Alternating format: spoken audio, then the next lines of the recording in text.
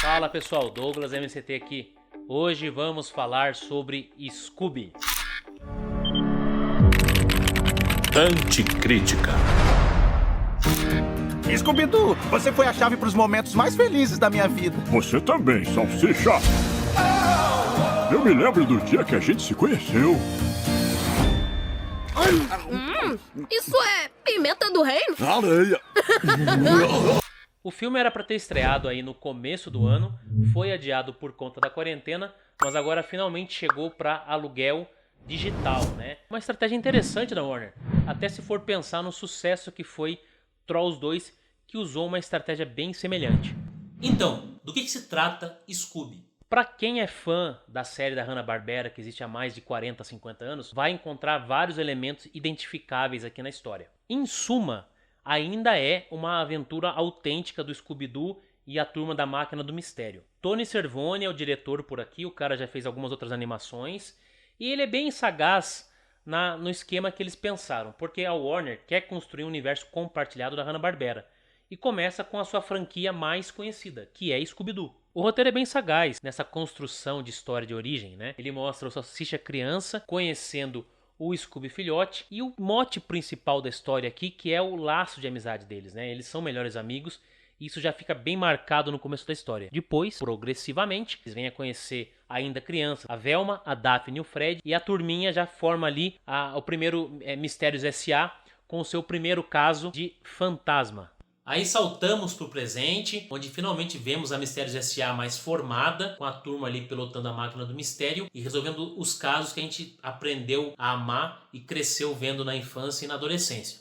Sem caminhar muito pro lado dos spoilers, mas para fechar a sinopse, saibam que vai ter aparições do Bionicão, Falcão Azul, Dick Vigarista e outras pequenas participações especiais do universo Hanna-Barbera. Uma coisa importante para deixar registrado aqui é a palavra versão. Veja bem, o que Tony Cervone faz e a Warner autoriza que ele realize aqui é que ele realize uma nova interpretação dos personagens, tá? Então nós temos versões de alguns personagens que a gente aprendeu conhecer de um jeito e que aqui são apresentados de uma nova forma. Isso não se aplica a Mistérios S.A. A Daphne ainda é a Daphne, o Salsicha é o Salsicha, a Velma é a Velma, o Fred é o Fred e o Scooby é o Scooby. A essência deles está ali, eles são muito reconhecíveis, tanto se você comparar com as animações antigas quanto as mais recentes, é a Mistério S.A. Mas, por exemplo, Falcão Azul, Bionicão, o Dick Vigarista e outros que aparecem aqui, eles são uma repaginação, uma reimaginação, empresta-se os personagens, os elementos principais que os consagraram, pega a essência, sustenta ela, mantém ela ali, só que reimagina. Então eles são realocados dentro dessa proposta, tá? Por isso vocês não podem se prender muito às ideias fixas de como eles eram antes, Corrida Maluca ou em outras animações que eles apareceram, beleza? Fique registrado isso. Então, assumindo que nós teremos novas versões de antigos personagens, vamos seguir a partir daqui. Assim, não tem nada de novo nessa história. O tipo de aventura que é proposto aqui, ele é bem feitinho, ele é bem contado, mas ele traz alguns clichês que para quem já está acostumado a ver vários tipos de animações voltados para o público infanto-juvenil, no qual o Scooby é totalmente voltado, não vai ver grandes novidades. Mesmo assim, o que é entregue é bem satisfatório. Talvez você que é muito fã de Scooby-Doo, não importa qual versão de dezenas de desenhos animados que saíram ao longo dessas décadas, estranhe, fala, mas ué, não temos um caso de mistério aqui, com um suposto fantasma que no final é descoberto quando retira a máscara e tal? Não, porque isso você já tem nas animações tradicionais. O filme, ele quer realmente construir esse universo compartilhado e para isso ele aumenta o escopo de aventura. Mas veja bem, nós ainda temos a essência de um típico desenho animado do Scooby-Doo. De que maneira? Eles são colocados numa situação de risco, existe um pequeno mistério, com uma jornada bem construidinha assim, né, que envolve Alexandre o Grande e até mitologia grega, Cerberus, etc. E o Tony Cervone é bem sagaz, ele consegue dividir o grupo da Mistérios S.A., coloca a amizade do Salsicha e do Scooby em xeque, coloca a Velma, a Daphne e o Fred numa aventura paralela, injeta o Falcão Azul com o Bionicão como os super-heróis da parada, e o Dick Vigarista...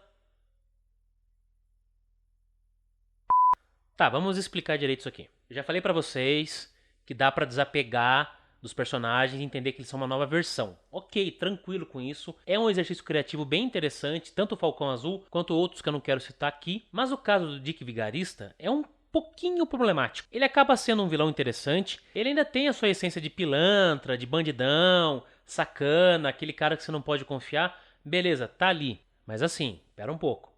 O Dick Vigarista ser escarradamente o Gru do meu malvado favorito é demais, né? Até aqueles robozinhos que ele usa nas missões dele, atrás dos crânios de Cerberus, o caramba, perseguir o Scooby e tudo mais, eles são chupinhados dos Minions. Comportamento, o jeito fofinho, meio maligno, bobinho. Esse é o ponto fraco do filme, porque fica muito descarado essa de cópia, assim, vamos colocar dessa forma. Tá, mas vamos relevar, né? Vamos entender que agora é um tipo de estrutura de personagem fazer vilões desse tipo e vamos seguir em frente então.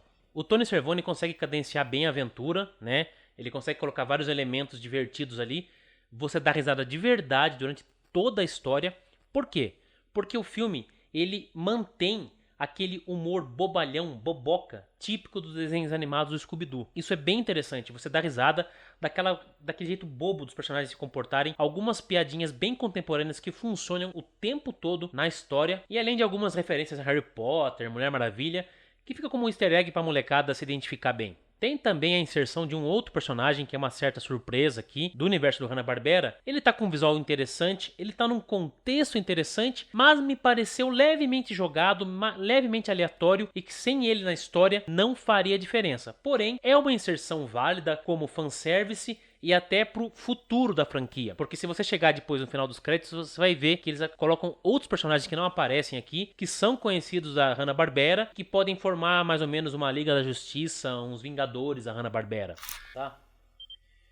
E pra você que já é um velho fã, inclusive leitor de quadrinhos, sabe que tem uns anos atrás a DC lançou esses quadrinhos do Future Quest, que é uma ideia bem semelhante de pegar alguns personagens aventurescos da Hanna-Barbera, como Space Ghost, Johnny Quest e os Herculoides, entre outros, coloca eles unidos mesmo, né, de um jeito bem compartilhado, bem interessante, numa aventura com a cara da Hanna-Barbera, daquele período dos anos 70, anos 80, né, e funcionou super bem. Não é isso que está sendo feito aqui. A animação do Scooby tem uma premissa semelhante de criar um universo compartilhado, mas vai por um outro caminho. Ele ainda é uma produção bem infanto-juvenil, as crianças vão adorar, é muito colorido, saturado, os personagens são carismáticos, tem aquela cara de animação tradicional 3D que a gente vê por aí. De qualquer forma, eu enxergo Scooby, o filme, como uma animação que vai agradar crianças, jovens e adultos de diferentes maneiras, por diferentes razões. Por fim, não é uma animação inovadora, a parte de efeitos especiais da animação em si tá bem feitinho, tá bem bonitinho, com cara de boneco, tá bem legal. O enredo é redondinho, a aventura é bem interessante, ela tem muita energia, ela é bem divertida, ela é engraçada, ela consegue guardar pequenas surpresas escondidas aqui e ali e consegue entregar uma aventura decente. E também não desrespeita o material de origem, ele mantém a essência dos personagens, entrega algumas novas interpretações de alguns.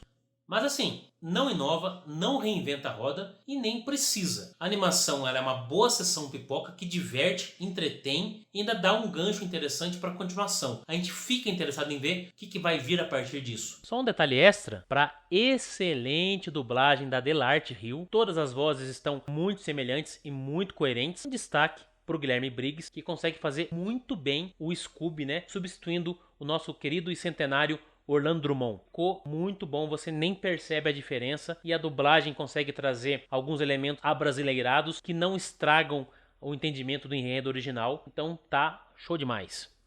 Considerando todos esses apontamentos, eu vou deixar a nota 8 para Scooby. Nota boa, nota ótima, para uma animação redondinha que vale o seu aluguel. Scooby-Dooby-Doo! Vamos lá! Muito bem, pessoal. Depois que vocês assistirem, voltem pra cá, comentem, vamos bater um papo sobre o filme. Deixe sua curtida, compartilhe, envia pros seus amigos no WhatsApp aí essa resenha, vê o que a gente pode gerar de debate em cima do filme, beleza? E até a próxima. Tchau!